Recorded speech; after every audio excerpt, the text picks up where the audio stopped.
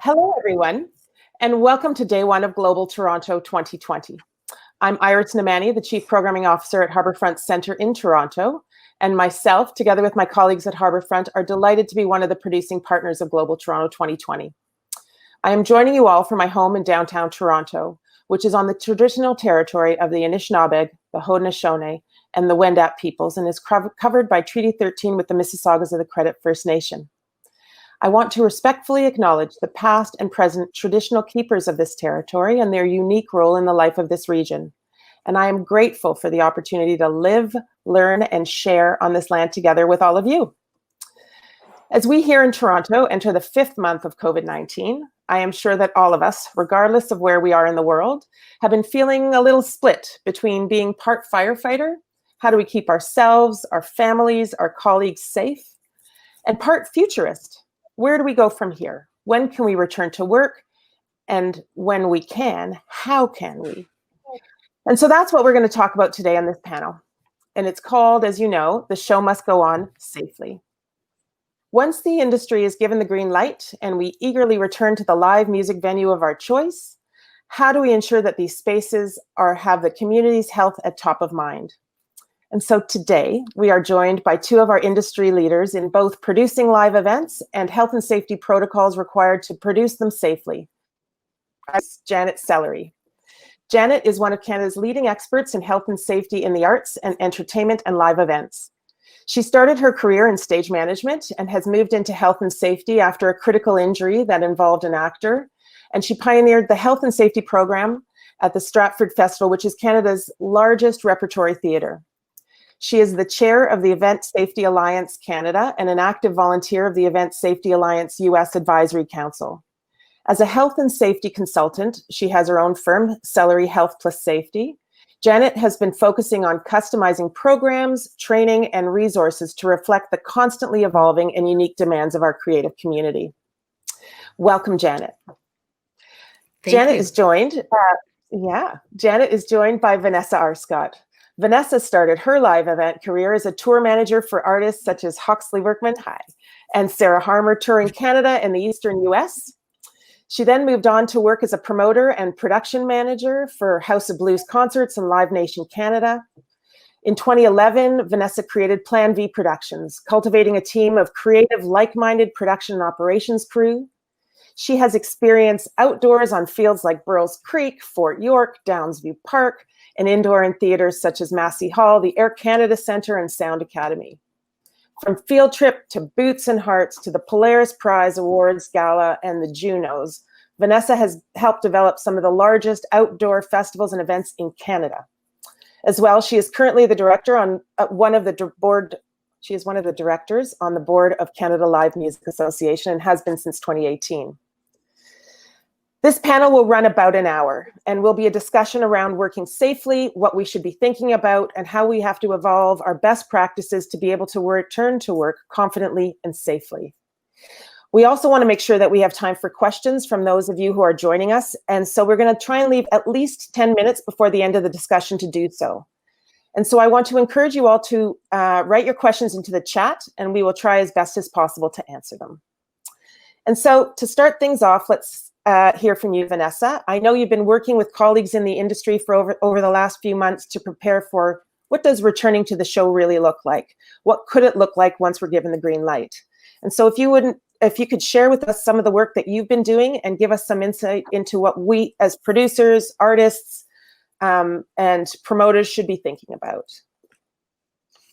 Great. Thank you, Iris, for the lovely introduction there. I won't repeat most of my credits there. You did a great job. Thank you. But I will say I'm coming here today, and I've been asked today to come and speak because I have a lot of experience in handling details going into an event, front of house, back of house, settlement, and technical and artist logistics. So the whole gamut, really. As Iris mentioned, I've dealt with indoor and outdoor festivals primarily over the last 10 years, Boots and Hearts Music Festival, Field Trip, and dealing with the Juno Awards and the Polaris Music Awards, so indoors and outdoors. So this has been a very interesting time for someone like myself as a production manager and owner of a small business a production logistics business, I'm at a full stop, as is many of us. And so, as mentioned by Iris, I've been working with a group of colleagues who are dealing with event logistics teams the same as myself. And we've been thinking about how we can better prepare ourselves and really think about how we will execute events in what I call the COVID-19 era. We've started our own dialogue and are creating a framework that will help us manage the new COVID era events. The document that we're creating is really just stemmed from a discussion that we started having back in March. We're creating this document with input from members of the music community, specifically within the province of Ontario. And we'll outline a proactive approach on how music festivals and large-scale outdoor events reopen from an operation and a logistical standpoint. So the purpose of this plan is to outline recommended guidelines and best practices that can assist provincial and federal stakeholders to understand how the implemented practice can assist in creating clean and safe environments for consumers and workforce. But mainly, as an independent contractor and a small business owner of similar live event logistics companies, the group of us need to make sure that we are ready for when the presenters, the promoters, the artists, and the venues are ready to put shows together again. So we will be the ones that they turn to when the time is right to get things going. So the variables that we've applied to our framework and our guidelines are, and I feel this is a discussion point, a much larger discussion point, but for large-scale GA events, social distancing regulation will not be mandatory and will be reduced.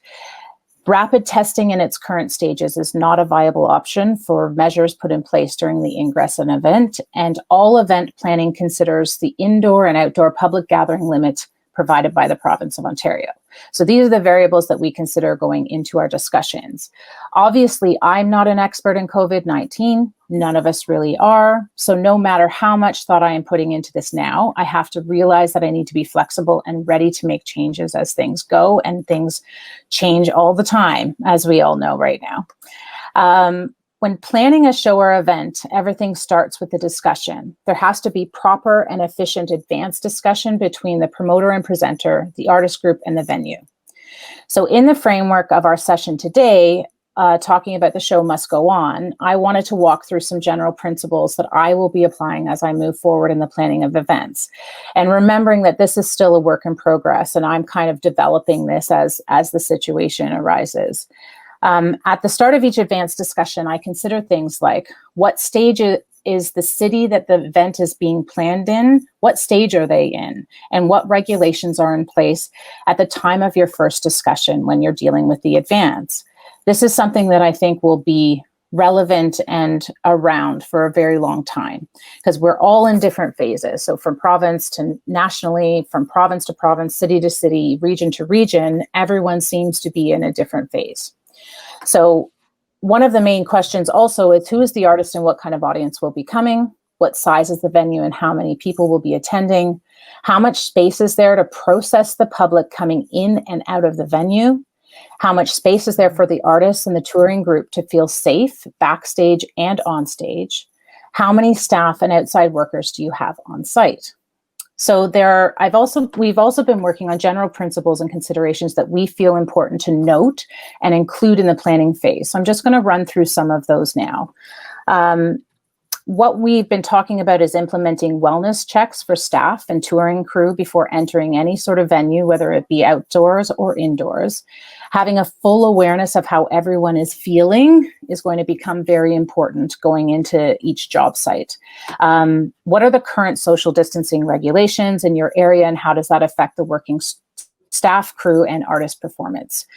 There needs to be proper communication required between staff and management about all protocols in place that are either mandated by the government or put in place by the business itself. Staff training programs. Is there anything that we can do to better educate the staff, the touring crew, the artists in understanding transmission control of your event space? There are additional roles and services that will be required to properly and safely execute each event moving forward. What we've seen over the last 5 or 6 years is the absolute necessity of a health and safety officer on site. What I see happening and what we've been discussing is the implementation of an infection mitigation coordinator and medical teams. Increased staffing in the medical area is very important, and communication for those teams.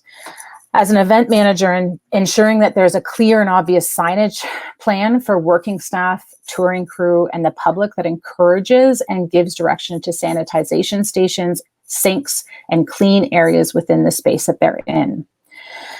PPE, including masks. Who is responsible for supplying these within your event, making sure that you have that discussion in advance, and who is required to wear the PPE, including the mask? And where is there any sort of cost involved in this that needs to be discussed and put on the table in advance of the event? Labor and workforce, that sort of segues into the personal protection equipment. Make sure that you understand how each group on your site, whether it be a touring crew, an artist, a stagehand, or the public or the ushers, how do they have to communicate while doing their jobs? And if there are any concerns about the management of this when it comes to PPE or the space that you have for them to work in, for instance, your security teams who are front facing, do they have to wear masks? And if so, does that stop them from being able to communicate easily? Should you be considering face shields instead for some of these positions? Another thing that's come up is the contact tracing element, and how is that being administered? Is it required in terms of your staff and your crew? Is it required at all from the government at any time? So it's something that needs to be considered on how is that being administered if it is something that is necessary, and where does this information go? Who's responsible for this information? So that's a question that we're sort of trying to flesh out. As we see in 6 months, rules might change and contact tracing might not be something that we have to do, but right now we've got it on the table and trying to figure out how to administer something like that on a large festival site. One thing also is there enough space, or are there specific room designations as necessary for proper separations between groups as needed? For instance, your security team, your medical team, do they each have their own space to do their staff check-ins, your stagehands, as well as your touring groups?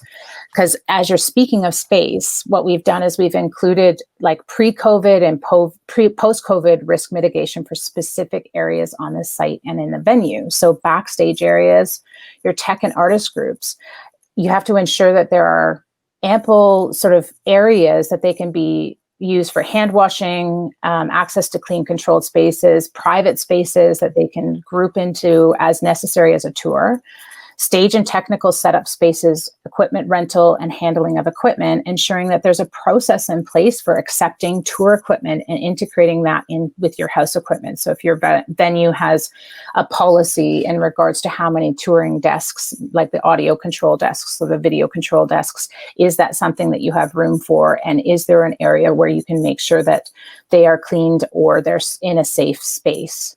There should be a clear process for everybody to understand. So on how to clean your gear and your spaces. Consider the regulation that there's a limited number of handlers on equipment with clear wellness checks, PPE access, and cleaning facilities. So the same goes for your hospitality staff, your box office, guest services, and management of staff at the venue. You have to give some thought to your food and beverage service areas. How do you plan on serving? What's in the space? Is there room for lineups? And is there room to process and do contactless purchases?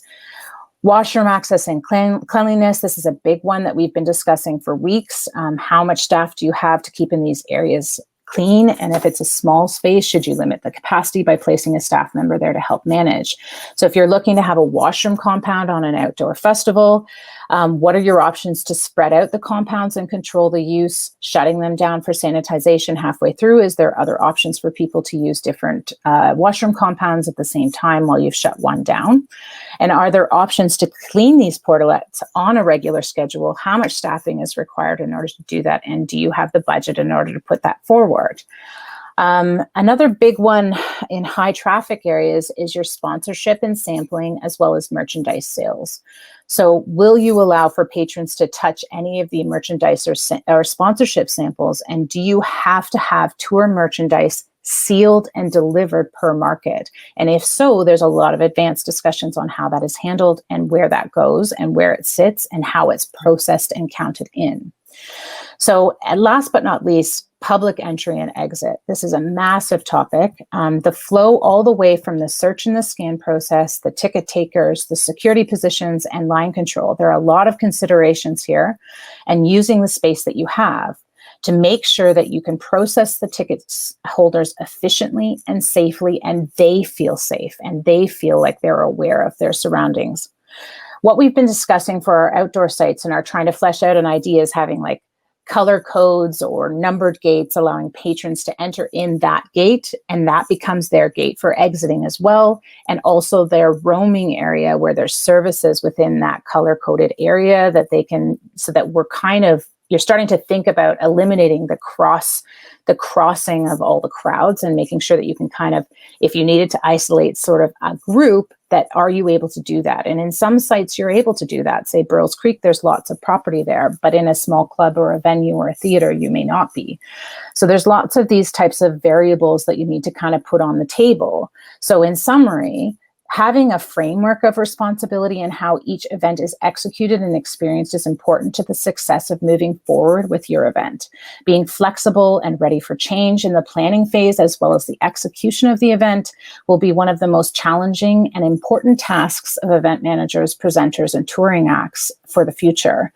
And communication is key between all parties. Understanding each group's concerns and goals and working together to ensure that everyone from artist, audience, working staff to technical suppliers feel safe and comfortable for the event and during the performance. Thank you, Vanessa. Yeah, there's so much. You've covered so many of the different, both the groups to be thinking about and the different areas. Janet, I'm going to look to you to, I know that so much of your time during COVID has both been trying to keep on top of the current health situation, all the different phases and stages and protocols that are evolving daily, and talking to and sharing all of your knowledge in sessions such as this one. So I'm wondering if you could, jumping off from much of what Vanessa has talked about, if you could help us sort of focus on some of those protocols and what we really need to be thinking about in order to prepare to get back to this show. And we all can't wait to get back to the show. So here we are. We've all been we were carrying on our lives as normal. We had all sorts of great and exciting plans for this summer season in particular. And then along comes this pesky virus that spread through respiratory droplets and aerosols. And one of the most challenging things about it is we know that spending time indoors together spreads the virus, which is kind of counter to a lot of what we want to do when we gather together to listen to music and to have that experience. First of all, I just want to acknowledge the excellent planning work that's being done by many, many people in the arts, entertainment, and live performance community. People like Vanessa, people who are really digging in and figuring it out. The cool thing about all of the stuff that Vanessa has been talking about is that optimism and looking towards how can we get a big outdoor festival together again. And I think there's a lot of us who are still thinking, whoa, that's a little bit down the track. But the truth of it is, if those conversations aren't happening now, then there won't be a readiness for that moment when it can happen. So I really respect so much the creativity, the problem-solving skills. As an industry, those are your superpowers, and we need them more than ever right now. So I want to just take a moment to review where we're at in Toronto, because requirements are different across the nation, across the continent, around the world. But just to sort of bring us back to where we're at right now, on June 24th, Toronto entered stage 2, which allowed us to create fixed social circles of up to 10 friends and family who we can get together with without physical distancing. These are the people we can hug, the people we love the best. And in addition to that, we have the opportunity to create some flexible, festivals are on the mind, flexible social gathering Yeah, exactly. Groups. And this can be any combination of 10 people who maintain that 2 meters of physical distancing. And these are people who are outside our social circle. So you will have heard in other places, some of them call them cohorts, some of them call them bubbles. But here in Ontario, we've got social circles, the people we hug, and social gatherings, the people we need to keep at 2 meters apart. When we think about a large outdoor festival, we are usually thinking of a number of people that is greater than 10. So we are considerably restricted at the moment. We also have in Toronto a mandatory mask bylaw, which has taken effect as of a few weeks ago.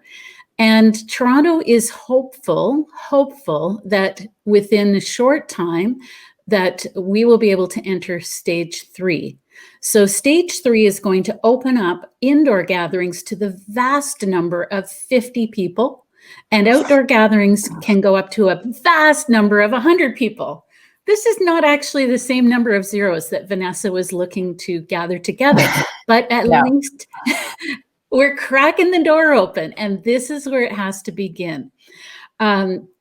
So when we look at these gathering numbers, it is the responsibility of the business or the public space to adhere to gathering limits and to ensure that physical distancing can be maintained. When we try to figure out what, and this is in the future still, so don't get all excited and start sending out invitations to 50 people. But when we get to that point, your audience capacity indoors will be a fixed number. And it's going to be based on 2 criteria. The first one is the locally permitted maximum gathering size. And the second is your physical distancing requirements. That requires a really close look at your venue. How closely are tables or rows of seats placed? And how far apart do you need to seat people to maintain that distance in all directions? The lower of these numbers is your audience capacity. So for example, when Toronto reaches a point where the permitted gathering number is 50 people, but you fortunately have a venue that has 1,000 seats, your patron capacity is 50 people. If you have 200 seats, but physical distancing will only allow for 40 people to be distanced adequately from each other, your capacity will be 40 people. So we're talking about an increase, but it's not a gigantic increase. As the gathering sizes begin to go up, the only way to gather more people together is to put them in more space. With these stage 3 restrictions, there is the opportunity for live shows, performing events, and movie theaters to resume their operations, including rehearsals, but there are some ongoing restrictions. One of the ones that will be challenging is that the gathering limits apply to an entire facility, regardless of the number of theaters or stages there may be. So that's quite restrictive. It means that if you have 3 venues in one building, you are still restricted to 50 people. These numbers don't include people who are at their place of work. So your 50 will not include your artists, your crew, your support staff. When they're looking at performers, there is still an expectation that they will maintain 2 meters of distance from everyone else, but there is an exception saying where necessary for the purposes of performance. So that's left a little bit open, but it is fortunate because it does permit a band or some other kind of artistic group to be more close together when they're on the stage. Perhaps some of them will even have formed a social circle and be able to travel together quite closely. Toronto and certainly across Ontario, there is a requirement to install plexiglass or some other impermeable barrier between the audience and singers, as well as brass and wind instrument players. So, that's a physical barrier. And the reason why that's been required is because singing and playing wind and brass instruments are high-risk activities due to the likelihood that infection may be spread through respiratory droplets and aerosols. Now, at the moment, there's a whole lot of research underway about singing and about playing music, but there is currently no evidence to determine exactly what the safe distance will be between these singers and musicians and others, but it seems likely that a much greater distance will reduce the risk. So we need to just keep that in view and watch for results. The other note about the current restrictions, at least once you get to stage 3, is that large public gatherings, such as concerts, will continue to be restricted for the foreseeable future. So all of this planning that is underway is critically important, but it will be some time before it gets to be implemented. As we prepare to get back to doing shows, we have 2 priorities to focus on. The first one is keeping artists, workers, and volunteers healthy and safe. And then the second one is creating environments for audiences feel comfortable to return. And this will require something of a social contract. And I don't mean, written in legalese, but an understanding that we're going to take precautions. We're going to observe physical distancing. We're going to wear our masks and face coverings in order to protect each other. We're at a point in history where effective health and safety protocols will be the most important factor in successfully reopening. For now, workplace health and safety and public health are equally critical. You can't have one without the other. We can't expect our audiences to return with confidence until we've taken precautions to protect our workers and our artists. So the way to begin with this is to conduct a risk assessment. And this is an activity where you will identify all potential exposures to COVID-19 along the artist, worker, volunteer, and patron journeys. So you're going to look at what does a day look like in, an artist leaves their home, they come to your venue, they unload, they set up, they do their sound check, they do their performance, and they head home. What are all the points along the way that you need to consider? Look at the life cycle of your show from the pre-production phase, load in, setup and tech, sound check and rehearsals, performances, strike and load out. And within that, think of all the places where any group of people will be close together. Think about studios, dressing rooms, green room, backstage and on stage.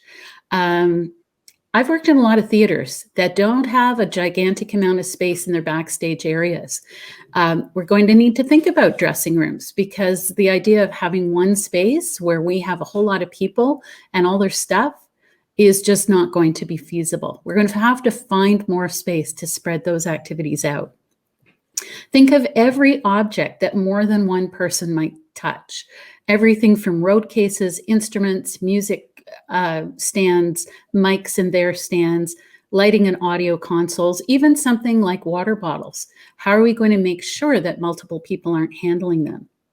So once you've completed that assessment, then you'll be ready to develop your controls, your precautions to prevent the spread of potential infection.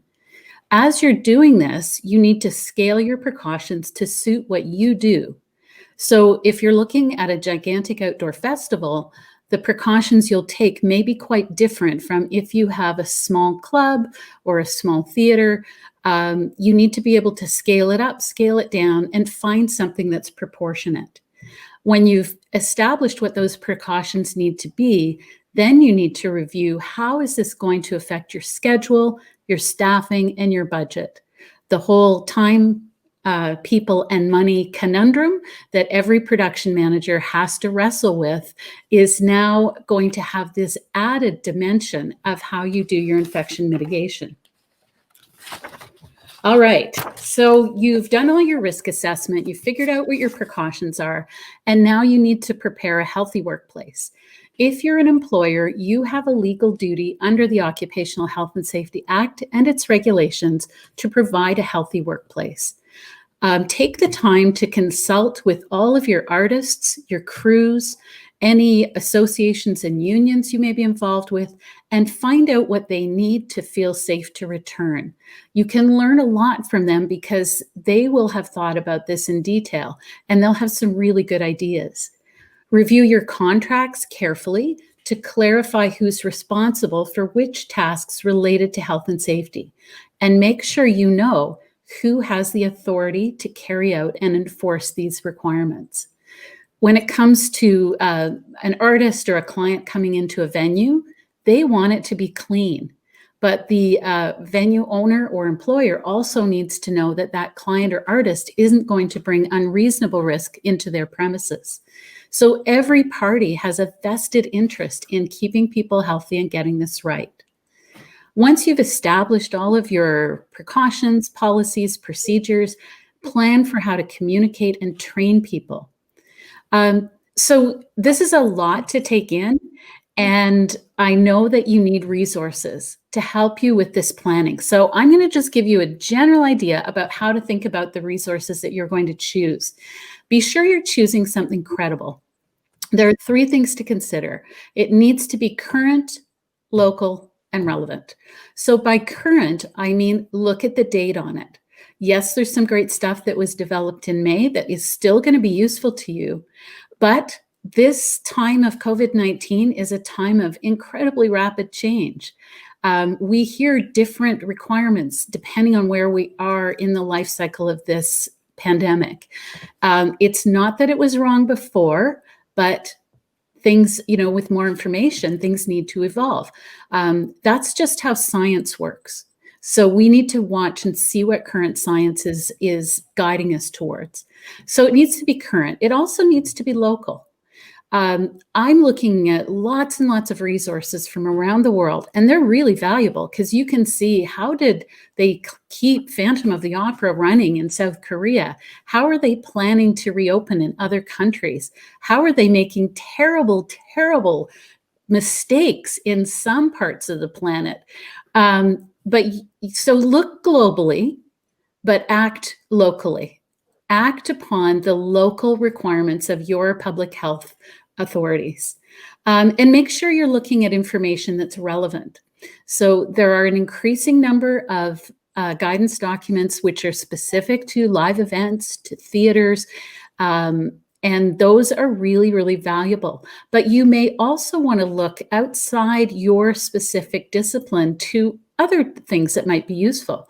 If you've got food and bev, look to the Restaurants Canada information.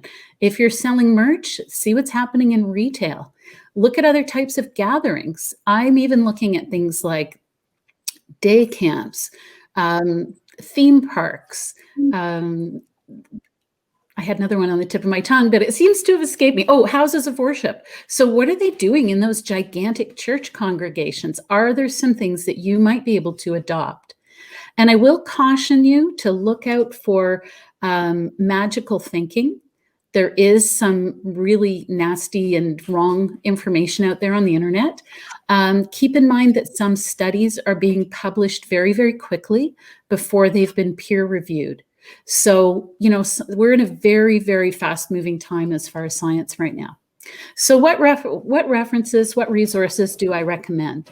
I'm going to tell you about 4 very quickly.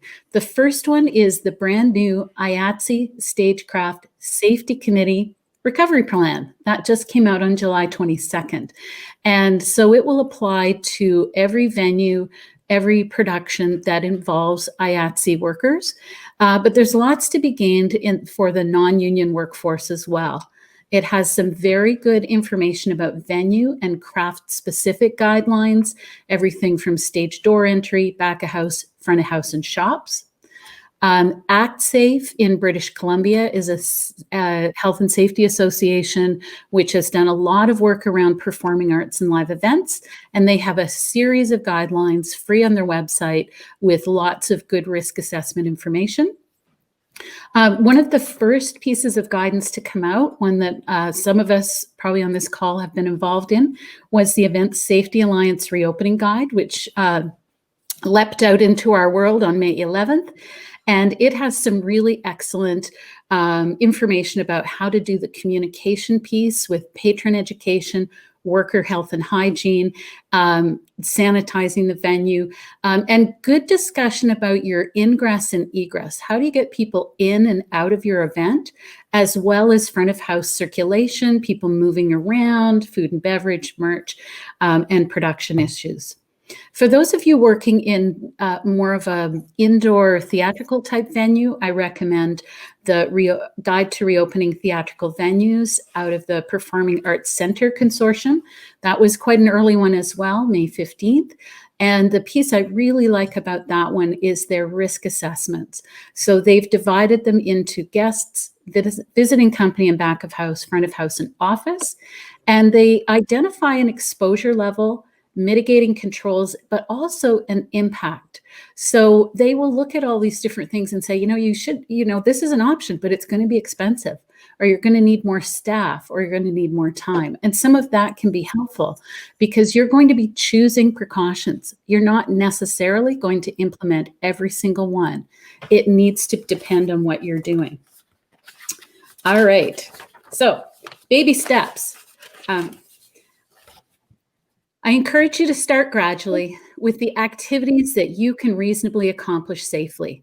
You may not be up to, your full programming right off the hop. In fact, it's going to take a while to get back to where you were. Plan for a small reopening so you can ensure your procedures are effective. And you want to build confidence. So communicate with people what they should expect and be really visible about how you're adhering to health requirements. After you've done an event, I encourage you to review that, evaluate with your workers what went well, what needs improvement. And I'd also recommend surveying your audience. How did they feel about this? Were they comfortable? Did they feel confident? You may need to make some changes after you receive this info. Keep your eyes open for what's happening in other places. And I'm sorry, but I have to tell you to be prepared to pivot and shut down. If there's an increase in, in cases, if we have a second wave, if we're not really careful, we may find ourselves having to turn back the clock. So get it right the first time or the whole industry will be affected. We've seen that where occasionally one business will reopen in advance of when they're permitted. They may do things badly, and it really sheds a bad light on the whole industry. So what's our new normal? I'm reluctant to do those words, but we have a couple of phases to keep in mind. The first one is our acute phase. That's where we are right now. We're pre-effective treatment. We are pre-vaccine. Physical distancing is likely to be needed for months and perhaps years. So that's why all of the work Vanessa and her gang are doing is so important, because this is not going away quick. Masks and face coverings are likely to be important for quite a long time. We're also going to see some of these changes become permanent, things that we will realize that we should have in place to protect against a second wave, especially when it gets mixed in with seasonal influenza and whatever the next pandemic will be. From the perspective of programming, you need to be ready to quickly pivot to smaller group activities. Operations, you probably will want to keep a lot of these things like no contact payments and options to pre-order or order from seat food and beverage through apps or other technology. And when you look at the physical space of your venue, this may be a really good time to reorganize or renovate for healthier ingress, egress, and access to washrooms. And in summary, your reopening plan needs to be as unique as your business. You need to be really realistic about your ability to resume. And, as we mentioned earlier, collaboration with other organizations to plan cohesive requirements is going to be really, really important. So just a couple of little reminders. Go small or stay home is where it's going to be in the short term. Fewer faces in bigger spaces.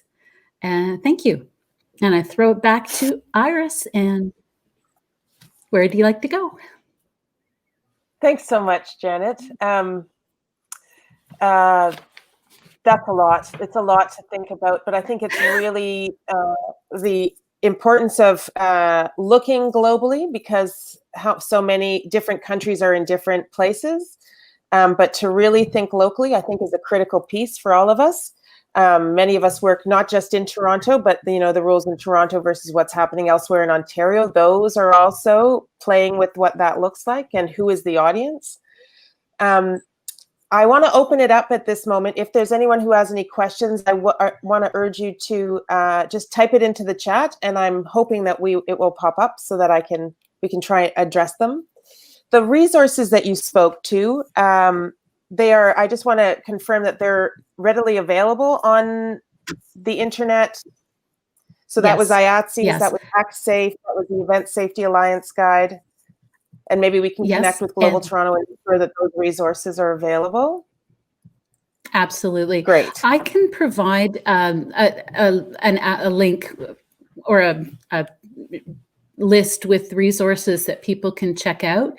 The wonderful thing is that we're in a time now where people are being so incredibly generous and sharing. So all of this stuff is free. It's free downloads, free links, and anyone who, talk to the people who are in your own personal panel of experts, because even though none of us can be an expert in COVID-19, there is such a high level of professionalism and expertise in all of our different areas that there will be someone who has thought about those, the minutia of how do we get porta potties and how do we clean them and how do we deal with apps about food. Like, there are tons of people figuring all of this out.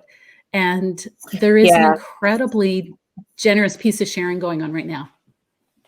There really is. And I feel like, just to complement what you're saying, and we talked about this when we had our pre-meeting, just like in regards to the collaboration and the overall feeling in the industry right now is to rely on each other and to avoid any sort of siloing with your information. This is the time to be out with this information and helpful, because venues can talk to each other and we can all work together in the document that we're creating and the ones that my group is working with.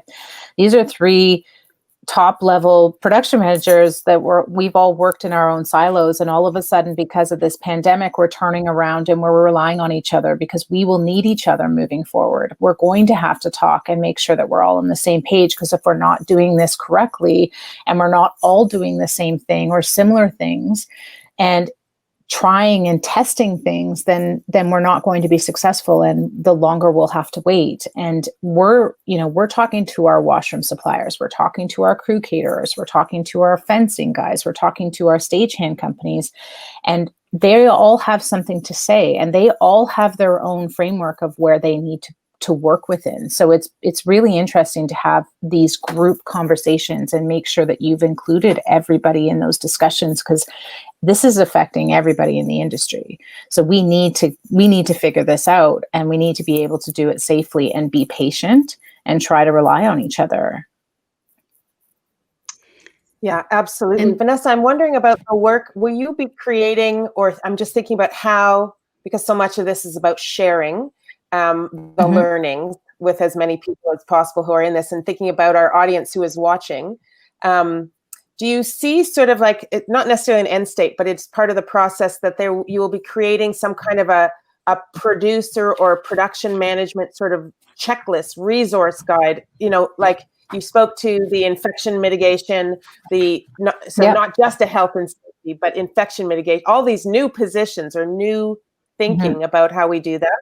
Just wondering how your thoughts about how does that get shared? Like I feel like in the approach that we're taking, they're like, to Janet's point, there's lots of guidelines out there. There's lots of accessible information. And what we're trying to do is take a responsibility for and organize ourselves in a way that we haven't been organized before. Although we are a bunch of organized people, we also have not been working as a collective necessarily all of the time. So I think what we plan on doing once we get through our preliminary phase of discussion and sending it out and getting it vetted is to make this completely accessible. And at the end of the day, a 2-page checklist for going into any sort of event is going to be a very helpful and necessary tool. I never had one when I was training myself to figure out how to do this job. So this is something that I think is really necessary in helping us get sort of a collective measure towards a safe environment.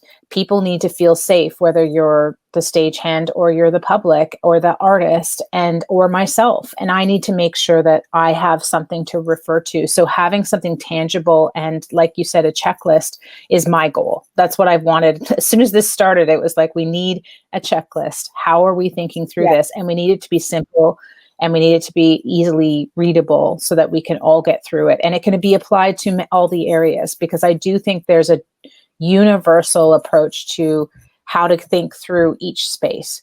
And I think that like what I was talking about, there's general principles that can be applied everywhere, and having to dissect each area is necessary. But I feel like the thought process and what you have to think about is very similar in each space. I agree. Yeah. And there is also some work being done by the National Arts Centre in Ottawa in terms of guidelines. So that, I believe, when it's ready, will be publicly available too. And even though there's lots of organizations working on guidance, part of the importance of the activity is not necessarily to invent new things. Like, you may not be inventing new information about masks, but the working it through and figuring out how it would apply in your setting is really, really important. And I think, all of that is that's what'll get us back. It's all those smart people talking to each other and interpreting and figuring out how to apply it. Yeah, absolutely. We have some questions coming in, and one of them is really tied to the financial piece. Is there an amount of money, as we budget for our events and productions, that should be taken into account all of the added time and resources? So people are looking at numbers. Is it like 10%, 25% to add to that in this unknown? Yeah, I personally don't think we have that number yet. And I don't think I think that having a contingency of, 25% increase is probably a safe bet. I think 10% is not necessarily enough. I think there's going to be, I'm dying to put together an actual real event and start applying costs to things, because right now everything is so gray. So I'm struggling to be able to answer something like that. But what I do think what we have to understand is that we're starting from scratch from a budgeting standpoint. We are starting from it with a new normal, which I know that we all kind of steer away from. I've said it so much, I don't like to say it, but the new normal moving forward is going to require us to engage earlier in a financial discussion with the presenter, with the people like myself, with the artist, to make sure that we all understand that there will be categories in a budget that we have not had to spend as much money in from previous to what we will have to in the future. And these are there will be money going into different items that we haven't had to concentrate on before. So I do think that there will be a percentage that will be able to apply, but I think that we're all having difficulty because we haven't, like I said, I'm dying to be able to put together an actual plan with money and start vetting all the costs. But when you have variables that could be so many different things, that it's really hard to do at this point. But I do think it's something that as you're creating your event, you have to start from scratch when it comes to the financials, and you have to start figuring out how much this is going to cost, no matter what size your event is. And if I could just add, I think one of the bigger challenges is going to be about the revenues for indoor spaces. So if most indoor spaces are only able to sell 20% of their capacity, incrementally there are going to be costs about additional staffing and PPE and cleaning. But the bigger hit may be that you just cannot sell as many tickets. Some places which, bars and nightclubs, which have traditionally relied tremendously on the sale of alcohol, have to look at what the realistic behavior of their patrons is going to be, because physical distancing is something that people have to agree to do. And the business has an obligation to enforce it. But as soon as you put people in a setting where the experience is about getting together and moving around, and you cannot have that. So I think that's going to be an additional challenge. So there. For sure. Yeah, I totally agree. And another question that sort of ties to what you've just talked about, Janet, is the question is, how do you mitigate the feeling of safety if you already have all of the protocols in place for safety? Some people are in higher alert. So I think that's also tied to communication, little bits of what you have both been talking about. Once you actually get people into a venue, will they come into that venue? How do they feel? Well, it's about the education initially. So before I go anywhere, I want to know what to expect. And when I get there, I want to see it implemented with care. I've had I don't go out very much. I have elderly parents, so I'm very cautious about that. I've been going to one grocery store, which is extremely organized, arrows, lines on the floor.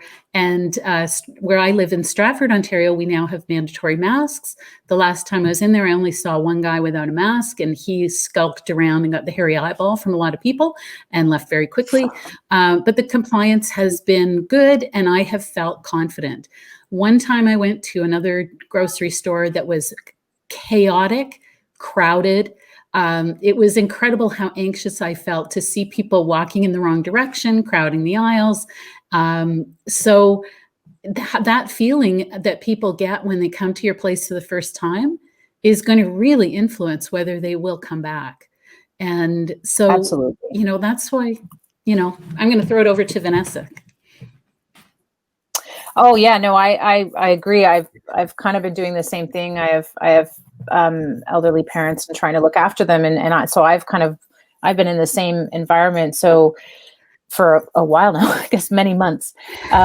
So in regards to sort of the way that I've been thinking through, and I talked about it a bit, was the signage and direction and communication and being able to be very clear in regards to, how to educate them before they've even reached the state. So it goes further when you've purchased tickets. You talk about, this is this venue, this is where we're going, this is what we have in place, like allowing them to communicate back and being able, I think this is a collective effort between, like we've just discussed, the patron all the way through to everybody that's on stage. We have to be we have to agree with each other that we are able to be in this space together, and we have to make sure that we are respectful of that. And that's going to be an interesting experiment, I think, with when you look at the UK and you look at the pubs and the bars opening, and now they're starting to shut back down because someone who has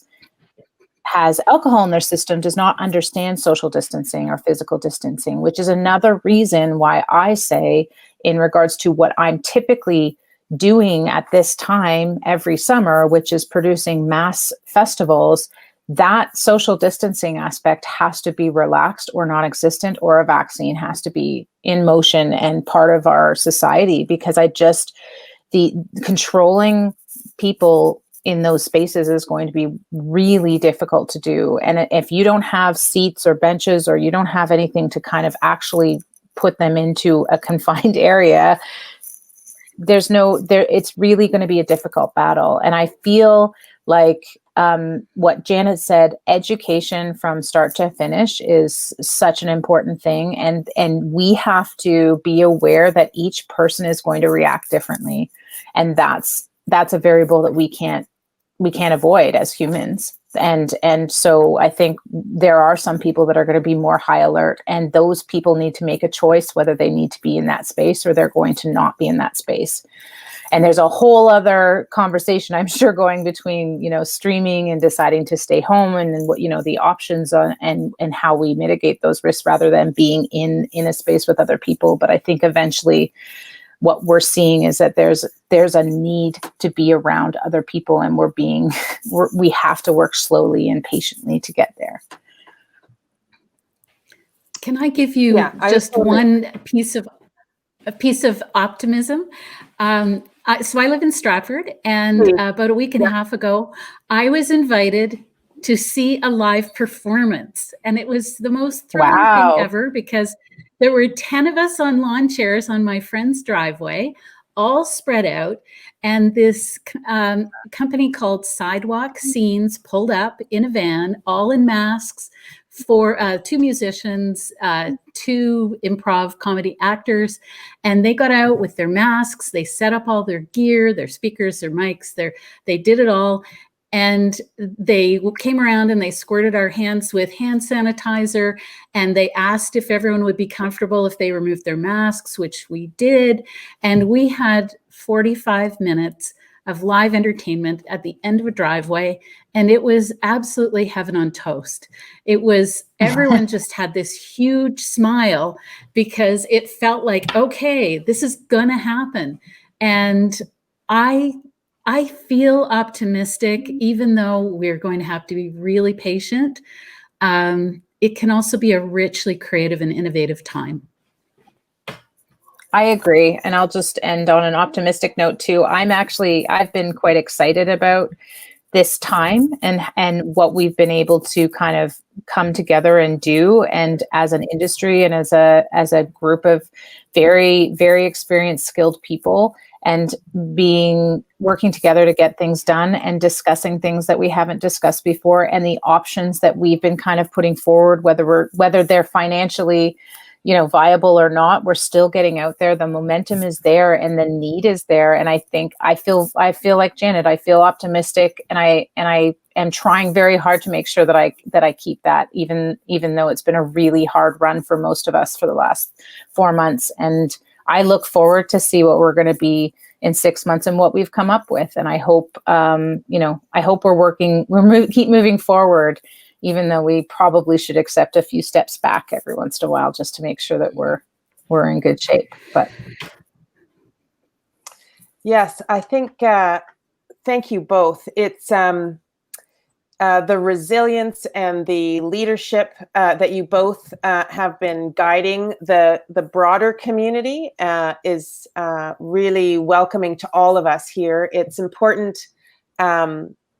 for all of us to be sharing what we learn, sharing what we know. I think patience is a big piece. I think, we're all in this business because we believe in the coming together of community, of the sharing of our art, the sharing, storytelling, coming and listening to each other, and that the experience of being together in a live setting. And we will get there. It's just got to be baby steps, as you're both saying. But the work that you're doing is so important and valuable to the broader community. And I just want to thank you both for taking the time this morning with us and here at Global Toronto. And I want to encourage everyone who is part of these next few days with Global Toronto to check out as much as you can, both music. There's fantastic artists being showcased and really good conversations, I'm sure, over the next few days that you should join us with. And we will try and get you those resources because they're going to be helpful for all of us. Thank you again to Vanessa Arscott and Janet Sellery, and thank you Global Toronto for putting us together. Thank you very much. Thank you, Iris.